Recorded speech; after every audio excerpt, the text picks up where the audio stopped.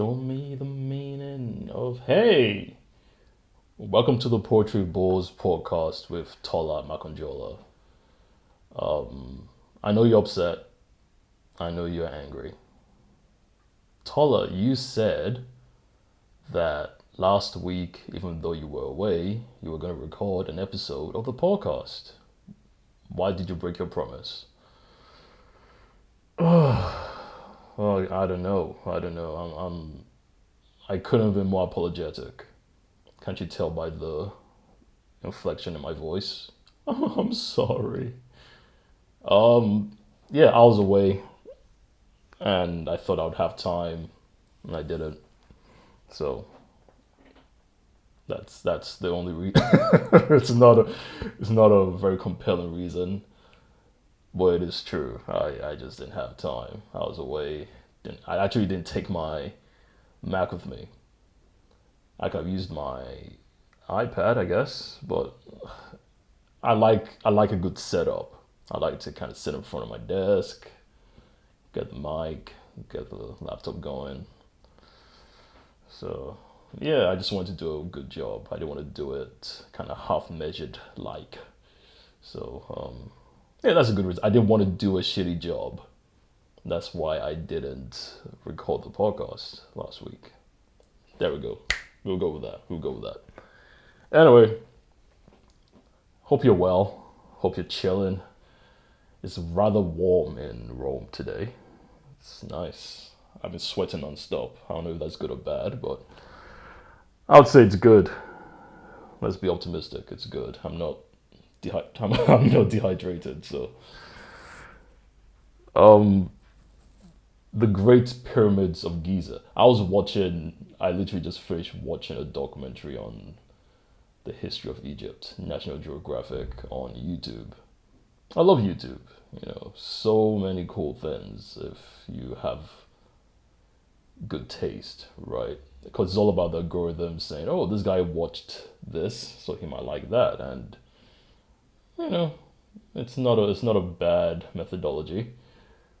Anyway, I saw the documentary. It's about 46 minutes long, and kind of chronicles the history of Egypt from the sky, kind of showing high-angled shots of the pyramids, the Sphinx, the Valley of the Kings, the Nile. It's incredible. It's beautiful. I don't think you can make enough documentaries on the history of Egypt. I think there's always something to uncover. One thing that I felt needed to be, that I never really hear been discussed, is how those pyramids were built. And not in terms of the engineering, but the psychology of the people who built it. So they called Ramsey II the greatest pharaoh of all time. They said this categorically. They says greatest pharaoh of all time. Oh, why? Why is Ramsey II the greatest? Because he built a lot of monuments, or he didn't build them with his own hands, but he had them built for him because he thought he was a god. And then this guy, he thought he was a god. Fair enough. So that goes to my point. As much as the history of this particular region of the world, Egypt, is remarkable, it's stunning, it's beautiful, the underlying pathology cannot be understated. And I know this is gonna sound kind of wokey and everything is bad, and I'm not saying any of that. I'm not saying any of it is bad actually. I'm saying that human beings are the only bad human beings are the only thing that evil can be attributed to. Let me put it that way. So let's take the pyramids for instance. So in this documentary, they stated that one of the bricks of a pyramid, is heavier than a regular sized car, and about maybe 10 million of these So imagine in the insufferable heat of the desert, human beings just pulling these things by rope or whatever. How did they carry it? How did they pull it? How did they assemble it? To me, it's still a mystery. I mean, I've seen a lot of documents. I still can't articulate in my mind how the pyramids are built or were built. Sorry, except under the thumb of a really, really sadistic pharaoh. And I'm just being objective. I think the history is wonderful, but in order to achieve greatness, a lot of broken bodies, dead bodies, lay in the wake of history's Egypt's great monuments. It's just what it is. So I don't think that's spoken about enough. Just like why? So they go, oh, why were these built? They say, oh, because the Egyptian pharaohs thought they were gods. Okay, that's a clue. By the time you start getting a god complex, you're asking for trouble, essentially. A lot of people would need to carry heavy rocks. Why were they built? God complex. Okay, what else? What does a god complex do? Oh, they also want to be worshipped like gods because, well, they believe they were gods. Okay, so no check on power there. I'm trying to understand actually as I'm rambling on. At what point was at what point did a pharaoh, who was the first pharaoh that went, you know what, I think I'm a god? Imagine just sitting there, you're just, eating grapes, by the Nile. And you kind of look around you, you see people serving you, rubbing your feet, oiling your hair with some olive oil, whatever.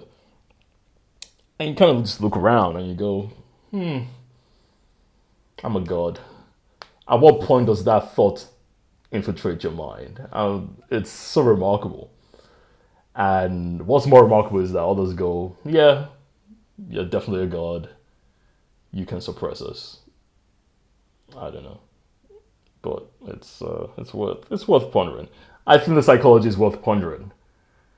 It can't all be roses and the past and history, and let's be a little more sophisticated. I'm not saying woke. I'm not saying God forbid we can't tear those things down.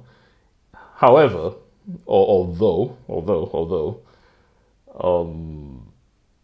a fun fact about one of the pyramids, I don't know whether multiple or just one, the pyramids of Giza, was actually white, like it was actually polished white and glistened in the sun.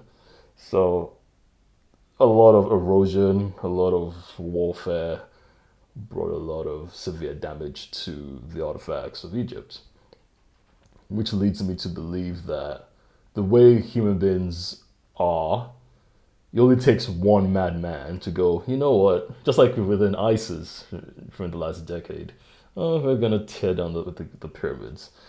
I mean, the pyramids, oh my gosh, that's, I don't know why that sends a chill down my spine, or worse, because, and I'm still really trying to articulate it in my mind, it's like, why are we so tied to these objects of the past? Is it because of that? Is it because they take us back in time? They reflect our history? Yeah, but why? So what? I'm trying to really understand the fundamental underlying. Is idolatry? I don't know what it is, but there's something about it that goes, wow, this is our history and we must preserve it.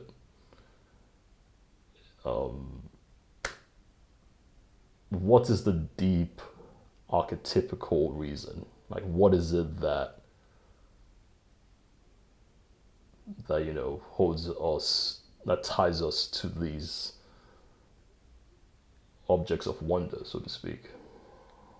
I don't know. But back to my original point, I would like to understand the psychology of. I mean, there's not much to understand. I mean, by the time you see a great monument that touches the sky, say, "Oh, when was this built? Oh, that was built 5,000 years ago. How did they do it? Oh, slave labor. Gotcha. Who was the ruler? A guy I thought was God." So, yeah. I mean, totally. Kind of answering your own question, I guess. It's like, yeah, what does that say about us? That we see the greatness of it, but we don't. We casually mask or not discard, but we kind of just step over the, oh yeah, this was done through barbarity. So like the Colosseum, it's like people kind of take selfies in the Colosseum. Like, oh, Christians were burnt here on stakes and stuff. Lions tore them apart, them and their families. But it's history, so it's okay. Speaking of tyrants, I do have a question for my wonderful listeners, those who care to listen to me blab. Oh, Tola, blab away. Let us hear your blabbing thoughts. Here's a question. Have you ever farted so loud that you thought you blew a nerve? The reason I ask is because there's nothing. I don't think there's anything more humbling than a public fart, and I think there's enough humility, generally speaking, in our society. You know, let's take Putin for instance. I feel one public fart is enough to humble a guy like Putin. Not a deliberate fart. I think it can go either way, right? You can go, "Oh, I'm so cool. I'm such a powerful guy that I can fart and no one's gonna say anything." Yeah, that's one way it could go, but that's deliberate. Imagine if he's kind of like, he's walking, strutting down the hallway, Macho Man style, and then he stands at the podium, says something about Ukraine, something not very pleasant. And then as he turns, he lets one rip, accidentally like.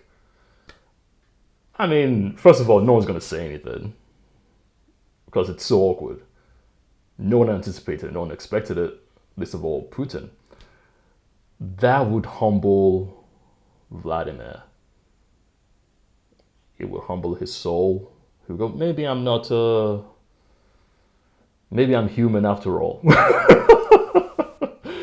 Yeah, I mean, we don't have enough accidental farts by tyrants or mass murderers. We need.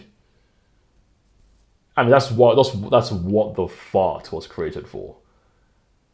I remember I was working with someone, and this person stood up and accidentally farted, and no one said anything because it was just we couldn't process what had just happened, and it was written on the person's face that there was no level of masking what just occurred. It was humbling.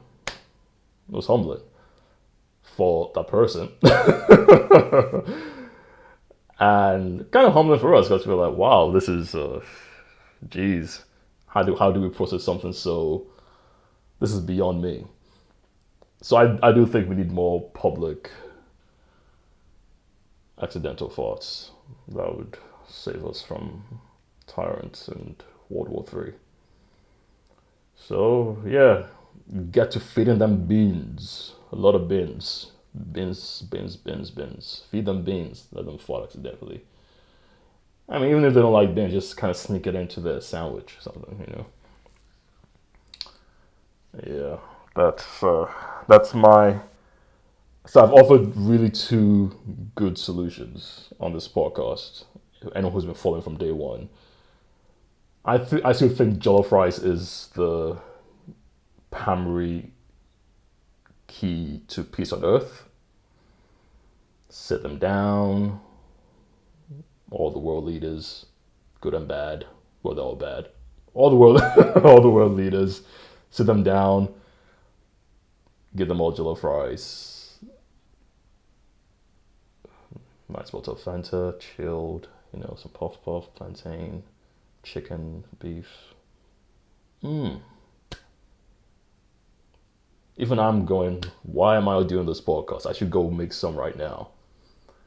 So, to me, that's the key. That's the primary key to peace on earth. A good meal, specifically jollof rice from Nigeria, not Ghana. Hey, the second is, which is a little more tricky, is because it's kind of also rare. It's not something that happens. You don't hear a fart accidentally every day, an accidental fart every day. Everyone seems to have reasonably good, a reasonably good ability to a reasonable. What am I talking about? Gosh, a reasonably good ability to control their bowel systems. So that's why you rarely hear farts in public, which is why it's so powerful, because it shows it's like, wow, you're really fragile, and it makes you more human. It humanizes you, it humbles you. So we need to feed Putin and those other guys bins. Just give them bins, nothing but bins. They'll let one rip at some point. So those are my two secrets to they're no secrets, it's out loud. I'm saying out loud. To save us from World War III and from human deprivation, we need a good meal and we need humility through public farting. That's that. I've been looking at the stats on the podcast, and I noticed that one of the most popular episodes is the one where I talk about, I think it's called it's called laughing at my near panic attack. And I feel people click on that because they expect me to kind of languish on the topic of, oh, I had mental health and I struggled and I laughed at some point. I don't think I tick any of the preconceived boxes that people had in their minds. So I don't know. I don't feel I did, because that wasn't really the direction the podcast went. I haven't heard that episode for a long time, but I remember I was talking about maybe standing at a bus stop and something happened and I nearly had a panic attack and I laughed. It wasn't really a deep philosophical dive into laughing at my near panic attack. So I apologize for that as well. I don't want to mislead. I just want to make you laugh. Or at least I want you. Here's what I want. Here's what I want. Here's what I want. Here's what I want. I want you to feel comfortable enough playing my podcast while you're doing the dishes. Yeah, kind of listening in and out. Just, oh, okay, yeah, he said something. Oh, yeah, okay, I'm gonna dip out. That's my goal. That's my goal. We all have ambitions. That's my goal. I want you to play my podcast while you're doing the dishes. And do the dishes you shall. Again, I apologize for no recording last week. I already explained. Have a good week. Be strong out there. Let's figure this out, people. I've come up with 2 remarkable solutions for world peace. I need more insights from y'all. Okay, so get to it. Let's make this happen. Yeah, jollof rice and beans. Okay, all right. Peace and love. Catch you next time.